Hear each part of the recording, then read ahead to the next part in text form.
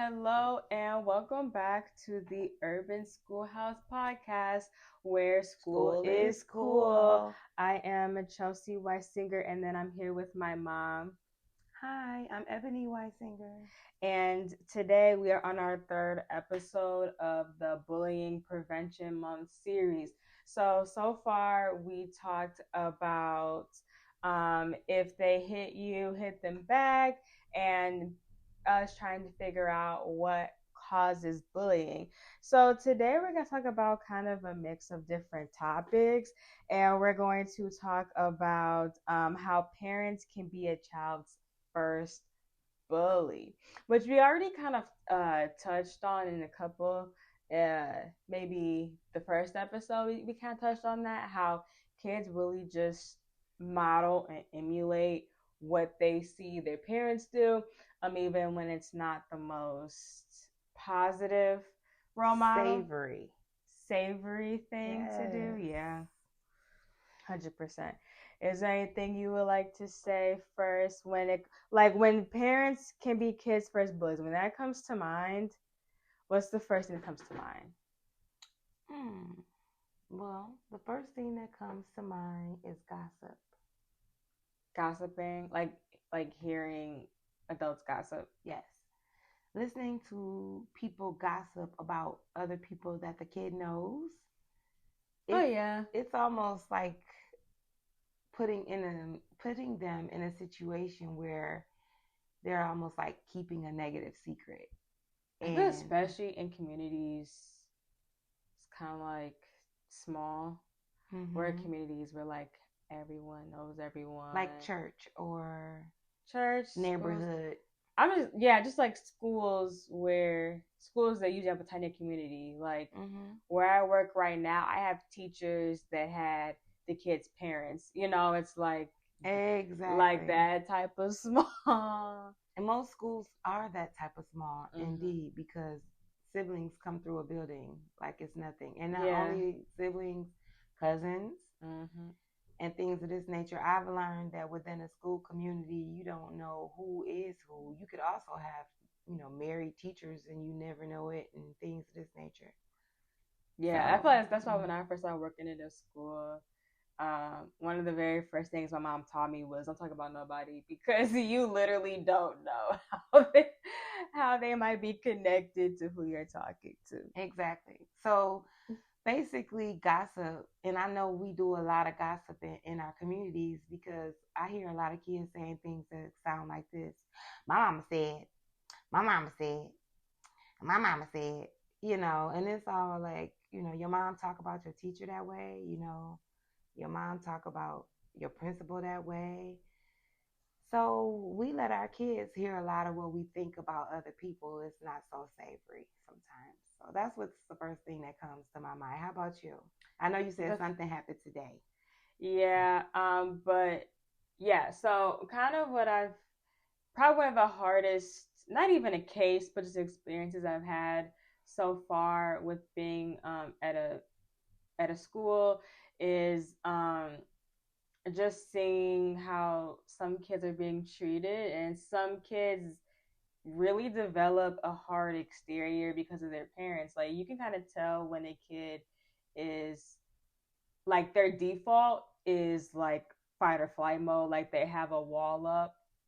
And it's like they feel unsafe. You could just tell that they feel unsafe often when they're very like they have a wall up, they're very guarded, they don't want to talk to anyone.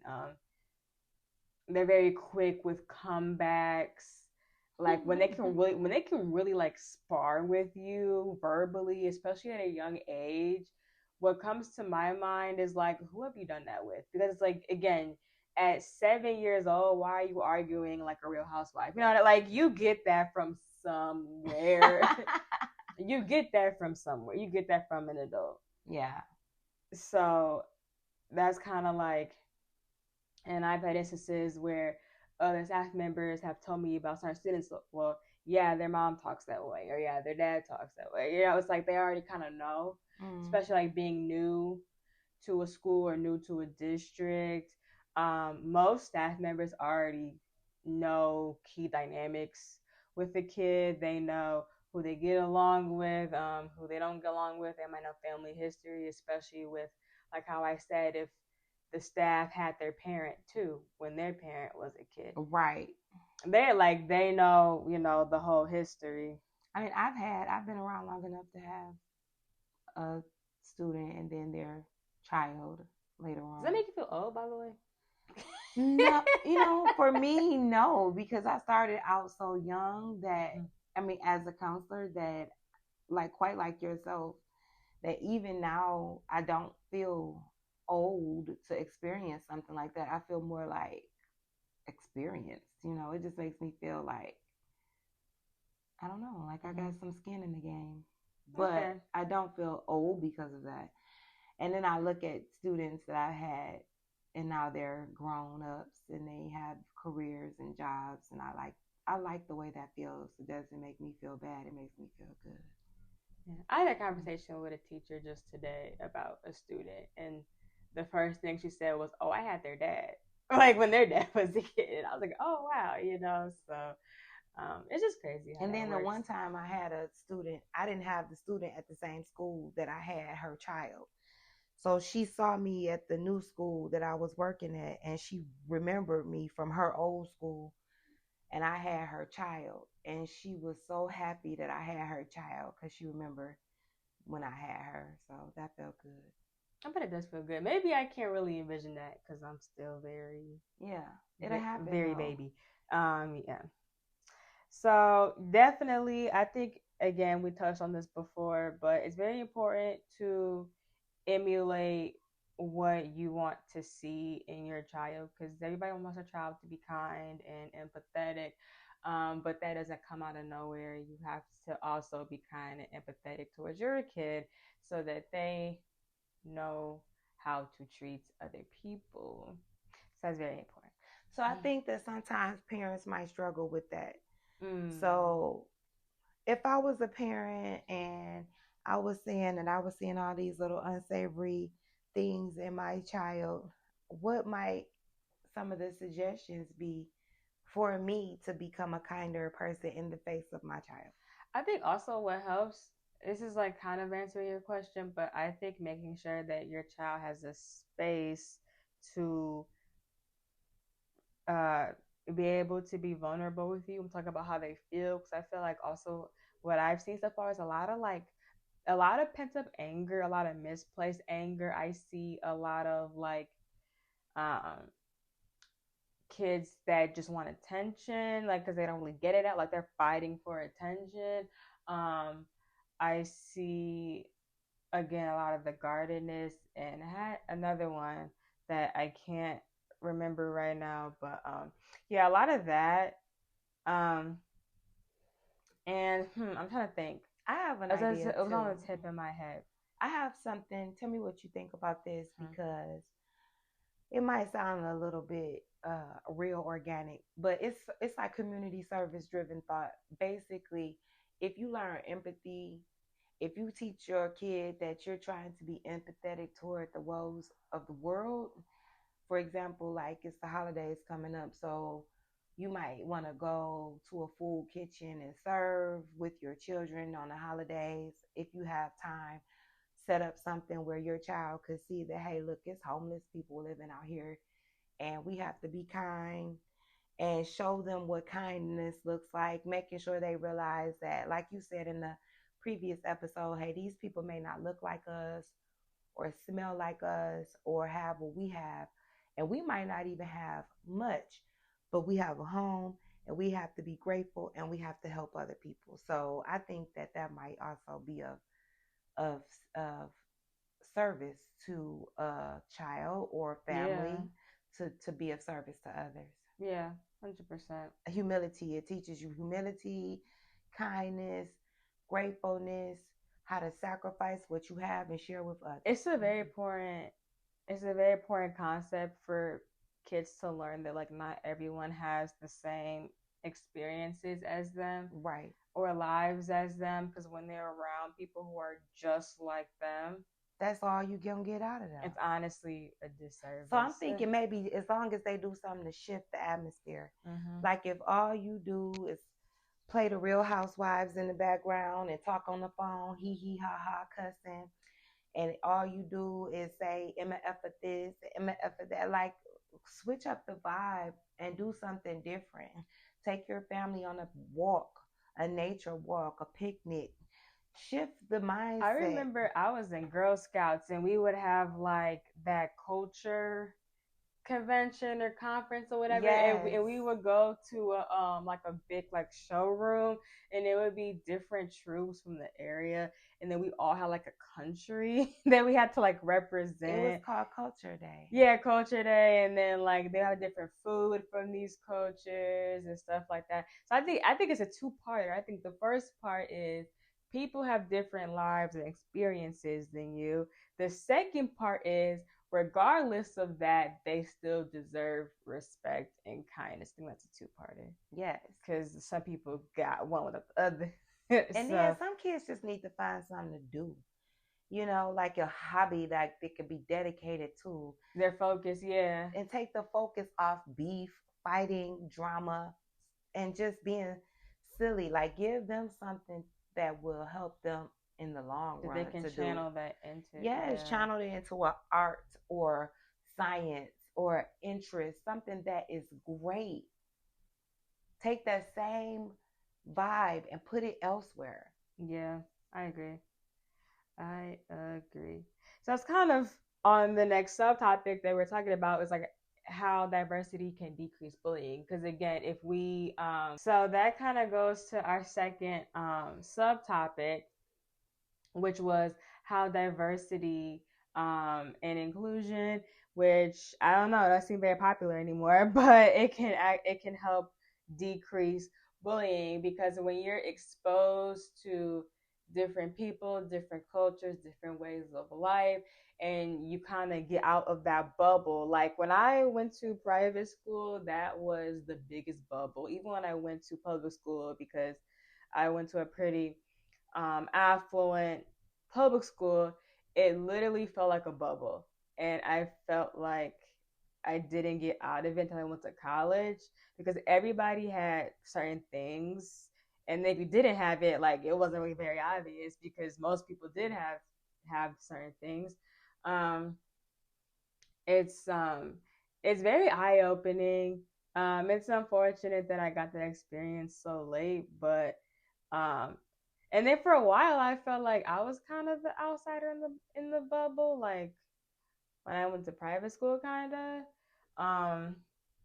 But I think it's a very important thing to be intentional about in a kid's life early on. Being in a diverse environment. Mm-hmm. Yeah, double-edged sword though.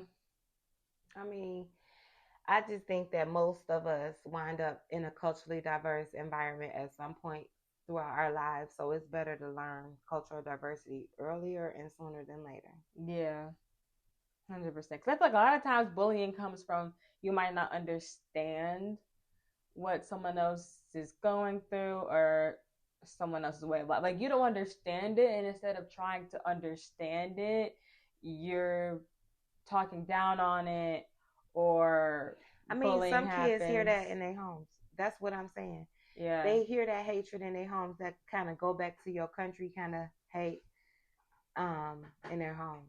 Because Yeah. I dealt with a kid who couldn't speak English recently.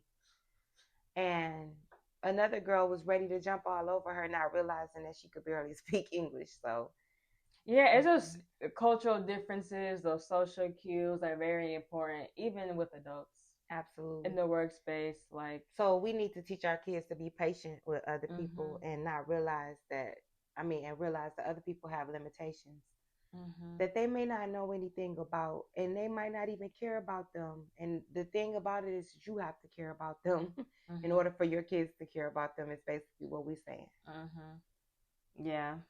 100%. Because they're gonna find out about these things anyway. Like no matter, like if your kid goes, well, it doesn't even matter what kind of school your kid goes to. Like you can hide you can hide LGBTQ plus people if you want. You can hide immigrant people if you want. It doesn't matter. Like your kid's gonna find out about it anyway. Mm-hmm. They're gonna be exposed to it anyway. So it's like you might as well just talk about it. Um, but yeah, I think that also goes into the next thing, which was how staff can create more safe spaces at schools. So especially with you being in a middle school where I feel like bullying is pretty prevalent, Yes. we're gonna say about being intentional about safe spaces. Well, I always embrace a student who comes to talk to me about a bullying situation so that they know they have somewhere they can speak without judgment. Um, and they can get help. But I always really kind of lend that ear from a place of there is another side to this story. So while I am also offering a safe space to the student speaking, I also have to remember to create a space for the student on the other end Mm-hmm. as well, because it takes two to tangle in any obstacle. So for me, it's like I'm listening to you, I'm hearing you, I'm present with you. I hope that you're being honest with me.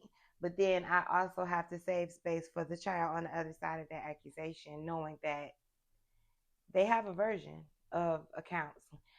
And so my room is very inviting, as you know. It's nice and calming. We also have calming corners in every classroom. Like there is was a calming corner budget given to our teachers. So there's a calming corner in every classroom.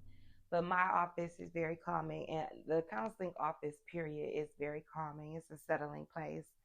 So I try to offer the students a place to really settle down, feel comfortable. I might offer them a beverage, or just some time to breathe and some space. Sometimes they want to call home. Depending on the situation, I allow them to use the phone to speak to their parent or guardian, um, and to always offer the support of an alternative place to do your work or eat your food in case of a real problem. So those are the things that we do at my school. But we could do a lot of things like, even calling home to go home, which I don't recommend.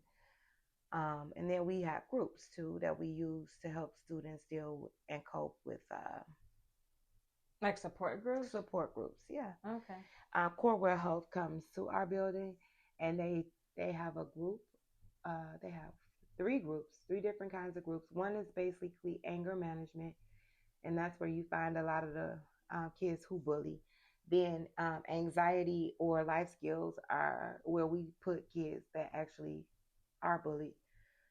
So the groups are great because it helps other people hear from other people who've experienced these things. So that's one of those resources that we could recommend to kids at our school who experience that kind of thing. And not just bullying, but just social, um, any type of social problems.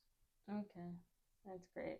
Yeah, same. I've been trying to make I was looking at pictures from when I first started my job and how my office looked, and now like it did a whole 180. Like I have fairy lights, I have LED lights, I have fluorescent light covers on the lights on the ceiling. 'Cause I don't like those anyway. I have like a lamp on my desk. I usually just have that on with Mm-hmm. the like the ambiance lights. I usually don't have my big light on. Um, and I have my calm corner too. I have like a box filled with different fidgets. I have like those puppet things. I have a weighted stuffed animal. I've like mindfulness coloring books, bubbles, like a bunch of different types of fidget toys. I got my little bean bag. I was excited about that. I had asked for a big bag and it came in, so I was excited for that. Yeah, about different types of stuff. I did have Play-Doh, like I mentioned way earlier. That Play-Doh was destroyed, And and don't forget that she is in elementary school. I am elementary school, but I would love some Play-Doh right now though. My big age. But Yeah, anyway, Play-Doh does a wonderful work. it does. But yes, I am in elementary school, so usually when I have kids that come in and they're a little bit of an emotional crisis, I usually just have them sit wherever they want. I give them tissues if they need them. I'll listen to them, or if they don't want to talk, we'll just sit. And I have this like sensory music, like calm video. I usually like to play. It's like wave, like ocean sounds. Um, that I'll play, and they'll calm down. And I'm like, are you ready to talk? Do you want to talk? I think it's important. I really try to be intentional with giving them autonomy when they're with me. Like, if they don't want to talk, they don't have to. If they want to talk, that's fine. Like, you know, it's your time to decompress. Like, do what you want to do. I actually agree with that, but teenager or the preteen adolescents, they take the time to talk, and they talk. Yeah, but I feel very like I feel very good when a kid wants to talk to me, especially when we don't really even have a rapport. And I feel like when kids are just like babbling, like they are just going like a mile a minute, Mm-hmm. it gives me an indicator that maybe they're really not like they don't get that opportunity often to just sit and have an adult listen to them, or uh, have an adult validate what they're saying. So as long as I can, I let them talk until it gets like a point. Like I remember, like, even today, I had a kid in my office for almost an hour. I was like, okay, yeah, I go back to class. And that's exactly what I was gonna say. Like as they age, it becomes, oh, if I could keep talking to her, I could stay out of class longer. Mm-hmm. So you have to be able to gauge that discernment, like when okay, it's over. Yeah, exactly. Because I mean, it gets to a point where it's like so comfortable in your space that a kid will literally won't want to leave, and then they'll keep coming back. And I've had kids that create little dramas so that they can come in my space, especially in elementary school. So you got to be careful about that. I have teachers come up to me and they're like, "Did you want to see so and so today?" And I'm like, "No," or whatever. They're like, "Oh, because they kept saying you want to see him." Exactly. It's like, no, he wants to see me.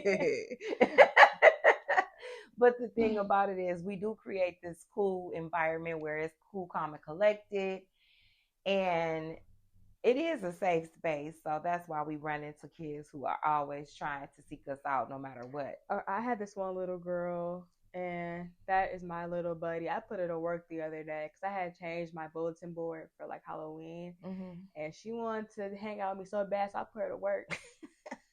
I was like, "You gonna help me with these decorations?" And she did, and she loved it because kids love being helpers. So I was like, and that's another way to help your kids stay out of drama. Have them help you to cook. Have them help you to clean. Have them help you to do all the things that you have to do as a parent. And that'll help take stress off of you too. And kids want to help. They do want to help. They want to help. And not only that, they need to learn how to be. Yeah. And so when you're teaching a kid how to do the simple things in life, you're literally teaching them how to adult, instead of letting them see you do all the. And those things can be outlets. Of the life. Cooking is an outlet for a lot of people. It is. And they have chefs that are kids too. Yeah, cleaning is an outlet for a lot of people. Baking. Yes. Stuff like that. That's an outlet for a lot of people. I know people. my grandmother raised me up, and she always had me watching her do certain things around the house. And I really attribute my ability to be like skillfully tidy and clean or cooking around the house from her, because like honestly nobody else showed me how to do that stuff. So basically take your mind and your kids' mind and put it to use, even when it's important. It's very important. I saw a quote. Do a puzzle at night. Do something productive with your children. Stimulate their mind. Stimulate your mind. I remember we would play like I Spy when we went places. Yes, and we also used to play this game in the tub, y'all. Chelsea might not remember, But I do, and it was so fun to me because it helped the time pass when we were given a bath at night.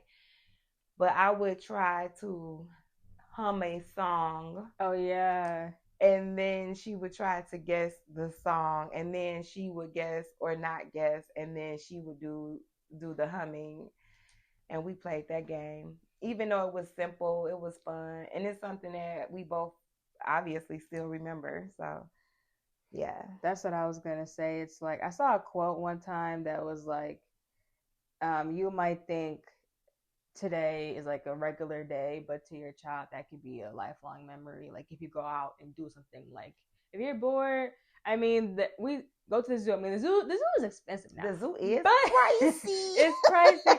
But like, go to a park. We talked about the museums being free. The museums are free. It's Science Center. Like, do something like that. What they got $5 movies on Tuesdays. And you could have a movie and a popcorn little hookup with some of these days they have. Yeah, so there's a lot of little deals and stuff. And even if it's just playing Uno, y'all, checkers with your kids. Connect 4. We used to play Chutes and Ladders. We would play Candyland, not Candyman. Oh, Candyland. Candyland, Chutes and Ladders. It was another one. It was like Cheerio or something like that. It was like Hi Ho. Yeah. Cheerio.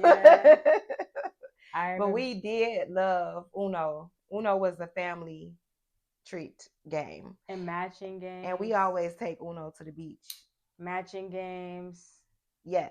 But you can even get deep with it and teach your kids how to play chess, because who don't need little urban schoolhouse children knowing how to play chess? That would be great. Checkmate. Yeah. Okay. The pool. Okay. It's so many things. Archery. Archery. I'm just saying, some boys might really enjoy archery. That's a sport. It is a sport. Isn't it an Olympic sport? Bowling, yeah. Even roller skating. Roller skating's fun. Mm-hmm.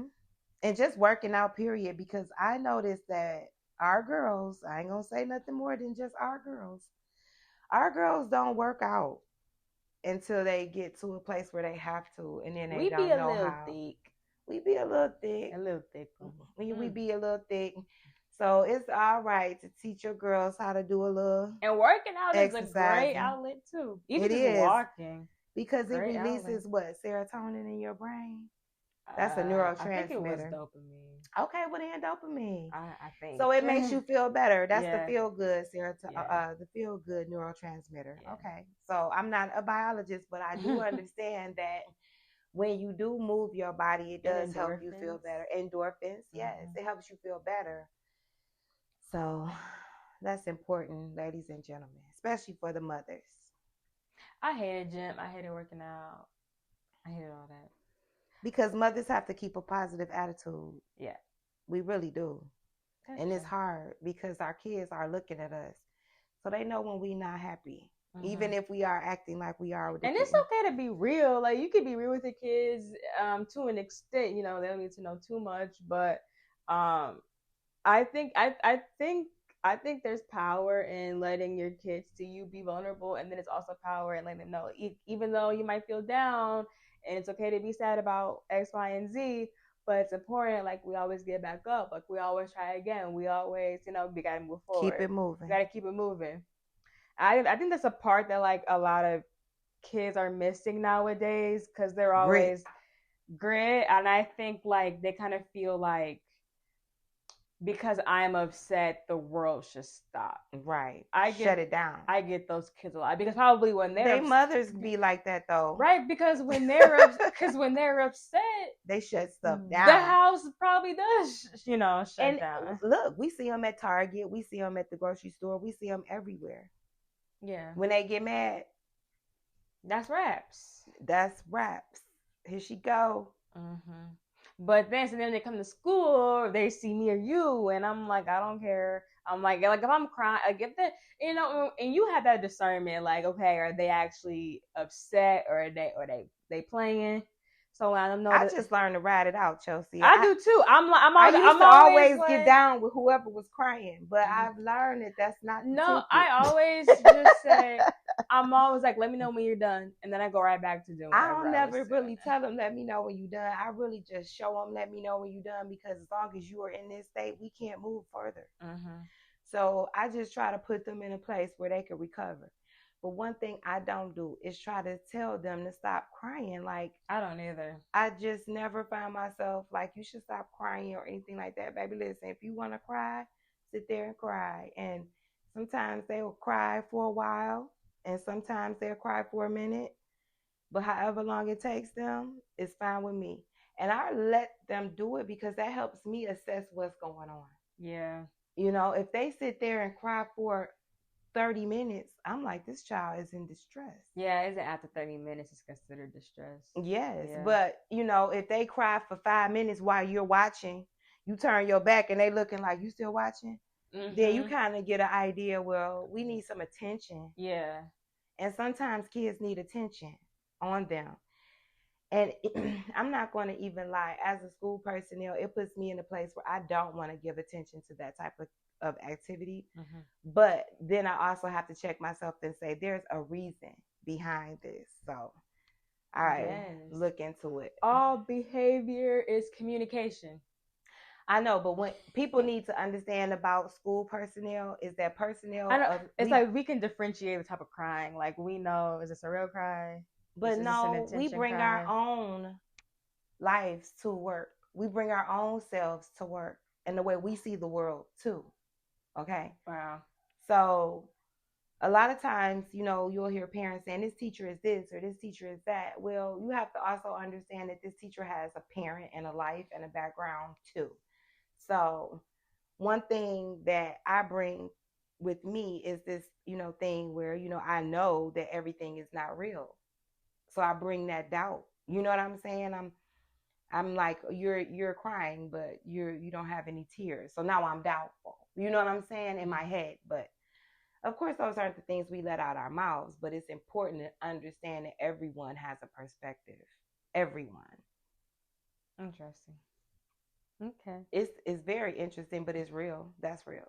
Okay. Hmm. Well, I feel like that went along what I was saying. Like we can differentiate different things, even though we might not call it out. I feel like we kind of go through the mental gymnastics. Like Right. like when a kid is in front of us, we're really assessing like 1,000 things at one time. Exactly. And you might have like a stone cold face, but like, okay, so I know this happened. I know that this happened. I know. Mm-hmm. Oh, I look at their hands. Oh, look at like it's Yes. like we're still. It's like we're going through all of that in our head. Exactly. Like the we have like nonverbal, yeah. the verbal, Uh-huh. the crying, the Mhm. non-crying. Even the non-crying sometimes is a thing. And so, yeah, you're right. And you try not to judge the situation based on one thing. You have to sit there and make a list of things that you got to think about before you can assess it. But it's the skillful thing. And it's not something that you speak about generally. So that's how come when I say it matters how the person that's assessing the problem is looking at it, is because everybody looks with a different lens. Mm-hmm. Yeah, I bring up a lot of points that I guess other people don't really think about, like especially with other sectors in the school. Like if I talk to a different service provider or whatever, and I was talking about a child the other day, and just had a lot of body odor going on, dry skin, dry hair, things of that nature. And then I was like, well, they don't have water. And then the other staff member was like, oh, I never thought about that. You know what I mean? So it's just stuff like that. Because that's not their sector. So I don't expect them to know, right? But that's why it's so important.